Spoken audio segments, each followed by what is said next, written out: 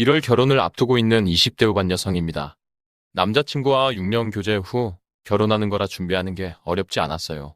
그러나 예상치 못한 부분에서 고민하고 있습니다. 매년 설날, 추석, 제사, 김장 때마다 한복을 입고 오라는 시댁 말씀 어떻게 생각하세요? 정말 이런 집이 맞나요? 아니, 있기는 한 건가요?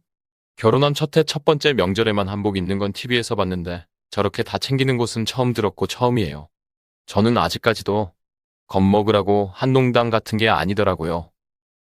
처음에는 결혼 후 1에서 2년 정도는 입을 수 있겠다 싶었어요. 그런데 남자친구의 큰집 자식들도 몇 년째 그런다 하기에 바뀌지 않는 룰인 것 같아서 망설여져요. 시아버님이 형제시고 둘째세요. 그래서 명절 때마다 꼭 큰집 가서 제사를 지내야 한다더라고요. 그 집 며느리들은 몇 년째 한복을 입고 있다고 하시고요. 시댁 집에만 간다 해도 힘든데 시댁집 시댁 큰집까지 한복 차림으로 가야 한다는 얘기를 들으니 보통 일이 아니겠구나 싶더라고요. 설날, 추석까지는 이해하겠는데 제사, 김장 때는 뭐하러 입고 오라는 건지. 일의 능률도 떨어질 텐데 왜 불편한 옷을 입고 와서 면을 세우라는 건지. 친정엄마가 겪었던 모진 시집살이에 맏며느리로서 감당해야 했던 수많은 명절 제사를 보며 컸어요. 그래서 다른 건 몰라도 남편 될 사람의 집안 제사가 빡세지 않는 곳이길 바랐고 결혼도 어렵게 선택한 거였어요. 남자친구도 여태껏 별말 없었는데 청첩장 돌리고 난 후 이런 얘기를 들었네요. 당장 내일 모레가 추석인데 미리 한복 준비하라면서요. 6년 넘게 사귄 남자친구라 양가에서 결혼은 당연한 수순으로 생각하고 계세요. 그런데 주변 지인들에게 한복 얘기를 꺼냈더니 절대 하면 안 되는 결혼 반, 그래도 기간이 있고 일단 겪어봐라 반. 친정 부모님은 혹여나 딸 결혼 망칠까봐 별다른 말씀을 안 하시고 한숨만 내쉬시고요. 머릿속이 엉망진창이라 글이 두서없이 써지네요. 당장 파혼을 해야 하나 정리할 시간도 없이 추석이 코앞이에요. 배신감에 남자친구 얼굴도 보기 싫어요. 청첩장만 안 돌렸어도 어쩌면 쿨하게 멈췄을 것 같아요. 신혼부부 전세대출도 받았고 곧 신혼가전도 신혼집에 들어올 거고 결혼식도 얼마 남지 않았는데 이제라도 파혼을 해야 할지 아니면 참고해볼 만한지 너무 걱정됩니다. 현명한 조언 부탁드려요. 며칠 전 예비시댁에 한복 차림 강요로 글 썼던 예비 신부입니다. 조언대로 최후의 방법으로 파혼을 생각했었기에 어떻게 추석 보내는지 한 번은 보자 싶어서 한복까지 곱게 입고 한우 세트 사가지고 추석 아침 큰 집에 바로 찾아갔어요. 매년 설날, 추석, 제사, 김장의 한복 차림을 따라기에 어쩌면 남친이 종가진 몇 대손이 아닐까 싶었습니다. 그러나 일반 아파트였고 평수는 컸어요. 댓글들을 다 읽었기에 차분한 마음으로 인사드리고 자리에 앉았고 큰집 사람들이 다 있었는데 나만 한복 차림이었어서 어리둥절했습니다. 어색하게 호구조사 정도만 짧게 하고 남자 어르신들은 제사 그릇을 마른 수건으로 닦고 지방을 쓴 패드를 나열 하고 계시고 더 어르신은 한복 차림하시고 소파에 앉아 계셨어요. 시아버지의 혐의 며느리 셋과 아내만이 부엌에서 음식을 하고 계셨는데 미리 만들어둔 전을 다시 한번 지지고 나무를 볶고국을 데우는 일이었습니다.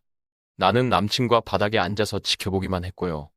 그러다 시부모님이 도착하시고 내 쪽을 보시더니 그 시어머니의 형님 이랑 방에 들어가셔서 얘기하고 나오시는 겁니다. 그러자 나중에 그 집 며느리들이 다들 한복으로 갈아입고 나오는 거예요. 그때 시모가 절 보며 이도줘 하길래 봤더니 앞치마였습니다. 결혼 전이고 큰집 손님으로 왔지만 그래도 일을 시키시는구나 생각하며 묵묵히 받아들었습니다. 그때부터 나도 구석에 앉아 말 한마디 안 하고 두부 큰 거를 데우고 연기 진동하는 부엌일에 동참하게 되었어요.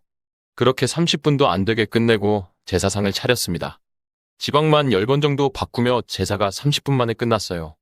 그리고 아침을 차리고 치우고 바로 산소에 갔는데 질과 산소도 8번 옮겨 다녔어요. 한복 입은 채로 개다리 소반 들며 풀밭 진흙밭을 돌아다녔습니다. 남친은 돗자리나 피고 접을 뿐. 그렇게 다시 집으로 돌아왔습니다. 또 정리하고 다른 방에서 잠깐 쉬게 되었는데 커피를 주시어 여자들만 있게 되었어요. 시모람 시모 형님이 호구조사를 시작했습니다. 그러다 혼수 얘기가 나왔죠. 그전까지 시모가 예단 없이 이불 세트랑 수저만 받겠다 하셨는데 갑자기 시모 형님이 이왕 하는 거 다 받으라며 개운이지 않냐며 얘기를 하셨습니다. 나도 차라리 나중에 덜해서 욕먹느니 삼부 다이아 목걸이까지 해드리려고 했었는데 시모가 됐다며 너희 결혼하는데 쓰라 하셨습니다. 나는 갑작스러워서 남친이랑 상의하고 말씀드리겠다 하고 넘겼어요. 그러다 다른 며느리들이 한복을 갈아입고 오는 겁니다. 그래서 이 정도만 하고 갈아입는구나 싶었고 내심 이 정도면 한복 입는 거 할만하겠다 싶었습니다. 그런데 시모가 갑자기 오늘은 친척이 별로 안 와서 금방 갈아입는 거지. 설날 같았으면 밤에 갈아입어야 한다고 말하는 겁니다. 뭐야, 장난하나? 싶었는데 다른 사람들이 다 내 눈치만 보던 날 쳐다보고 있더라고요. 그래서 네. 대답하고 끝이 났습니다. 그리고 친척들이 방문해서 거실에서 밥을 먹고 있었어요. 나는 첫째 며느리와 다른 밤에 있었는데 시모 형님이 들어오시면서 시모욕을 매번 뒤로 뺀다고 또 저런다 큰 듯하게 들리게 말을 했어요. 그리고 다시 나가시고 며느리들이랑 아이들만 방 안에 어색하게 커피 먹고 있었는데 결혼 빨리 한다며 말을 걸어주셔서 내가 정말 추석 설날 제사 김장 때도 한복 입으시냐고 단도직입적으로 물어봤습니다. 그랬더니 초반에는 정말 다 챙겼다고 이제는 줄어들었다고 말하시는 겁니다. 그나마 일찍 갈아입을 수 있다고. 그러다 셋째 며느리가 우리는 그래도 시부한테 받은 게 있어서 격식에 맞추는 거라고 나는 뭐 받은 거 없냐고 물으시는 겁니다. 이건 또 무슨 소린가 해서 저희는 지원 안 받고 집도 대출 껴서 거의 반반이다라고 말씀드렸더니 한동안 말이 없으시다가 그럼 큰 집에는 매번 오는 거야? 이렇게 물어보시는 겁니다. 알고 봤더니 시부 형이 사업도 잘 되고 돈이 많으셨어요. 시모 형님과 둘째 아들까지 가족 사업을 하고 계셨어요. 집 근처에 가까이 살면서 일을 도와주면 몇 억 신혼집을 아들 명의로 해주겠다 해서 첫째 둘째 며느리는 그렇게 아이 낳으며 일도 봐주면서 사시고 한복 얘기도 결혼 전에 들어서 하는 거라 말해주셨어요. 맞춤 한복비도 시부모님이 해주셨고 그 밖에 해마다 여행비도 주시고 아이들 태어날 때부터 보험비 학원비도 내주셔서 감사하게 생각하며 한다 하셨어요. 제사도 한날에 하기로 조율 중이고 김장 때 한복을 입기는 하는데 회사 사람들 먹을 정도에서 100포기만 한다셨는데 그래도 한복에 질린다는 말을 하셨습니다. 셋째 며느리는 가게 차리는데 지원을 받았고 시부형이 시부모님 빚도 갚아주시고 여러 번 도와드렸다고 했습니다. 이번 남친 결혼에도 돈 빌려달라는 얘기가 나왔다고 합니다. 이 일로 큰 집이 화가 많이 났고 여기 와서 제사 지낼 필요 없으니 오지 말라고 시부모님과 싸웠다고 합니다. 안 보자고 할 시기에 우리가 인사드리러 온 거라고 말해주셨어요. 여기까지 듣고 표정 관리가 안 되고 기분이 가라앉기 시작했습니다. 정말 안 되는 결혼 같아서 한마디 한마디 크게 느껴졌어요. 어쩐지 인사하려고 들어올 때 약간 떼했었는데 이래서 그랬나 싶었습니다. 한숨 쉬고 그러고 있으니 더 조언을 해주려는 것 같은 눈치였습니다. 앞으로 시댁만 가면 한복 차림은 안 할 수도 있는데 그건 모르는 일이고 결혼하더라도 큰댁 지원이 우리에겐 안 갈 거라며 그런 건 우리 시부모가 해줘야 하는 거라 하셨어요. 시부모님이 뭔가 잘못하고 계신다는 얘기였어요. 한우는 큰 집에 드리고 3시쯤에 시부모님과 시댁에 갔습니다. 시모는 또 그 와중에 설에는 외갓집도 가야 한다고 말하셨고 시부는 아까부터 계속 공투덜투덜거리셨어요. 그리고 나는 가보겠다고 인사하고 남친과 나왔습니다. 예정대로였다면 남친도 친정에 인사시키려 했는데 내 머릿속이 어지러웠고 안 데려갈 생각도 했어서 카페에 갔습니다. 남친에게 아까 시부모님이랑 큰집 식구들이 하는 얘기 들었다고 문을 떼며 지원 얘기를 물어봤어요. 그제서야 남친도 고삐 풀린 것 마냥 얘기를 푸는 겁니다. 어렸을 때 할아버지가 땅을 주고 가셨는데 어쩌고 저쩌고 큰형님네는 어떻게 잘 불렸고 시부는 하는 족족 크게 망해서 아직도 빚이 있다는 거였어요. 그러면서 돈을 빌려달란 소리가 나왔다고 나는 조카 부부에게 해줄 지원이 있냐는 것과 시부모님이 해줄 지원이 있냐는 것을 물어본 건데 빚 얘기가 나와서 아무 지원 없다는 것을 알게 되었습니다. 곁들어서 그래서 자기는 생각을 해본 게 우리 부부가 큰 집에 갈 때 잘하면 뭔가 떨어지지 않겠냐는 소리를 갑자기 하는 겁니다. 무슨 말 같지도 않은 소리를. 게다가 예단 얘기를 했더니 갑자기 큰 집이랑 비교 안 되게 다 해드리자 라는 소리를 하더군요. 빚 갚아야 하고 지원받을지도 모르니 며느리인 내가 시댁도 아닌 큰 집에 가서 매년 한복 입고 일하라는 소리냐며 이게 말이 되는 소리냐고 와다다다 쏟아냈습니다. 빚도 안 갚아줄 거고 지원도 안 해줄 건데 왜 당사자들도 아닌 내가 가서 해야 하냐며 방문 안 하겠다. 하니 시댁만 와도 한복은 필수라고 고추고도 고집하는 모습에 점이 뚝 떨어지고 헛웃음만 나오더라고요. 솔직히 큰 집도 이해 안 가고 너희 집도 이해 안 가서 맞춰주고 살 자신 없다. 파혼하자고 얘기했더니 미쳤냐며 결혼은 예정대로 해야 한답니다. 택시 타고 집 왔는데 연락이 계속 오네요. 만났던 6년이라는 시간과 돈과 쏟아던 애정이 너무 아깝고 허탈해서 미칠 것 같아요. 솔직히 원글 쓰고 댓글로 혼나면서도 청첩장 이미 돌렸으니까 하고 정신 못 차렸어요. 하지만 이젠 한복 차림이 기괴하게 느껴지네요. 이렇게 차려입고 열심히 하니 지원해주라 같고요. 비록 오늘 몇 시간 본 게 다지만 형님들 남편분들도 형님들께 다정하게 잘하더라고요. 음식하는데 이것저것 대신 갖다 주고 여유로운 느낄 전부 부러웠어요.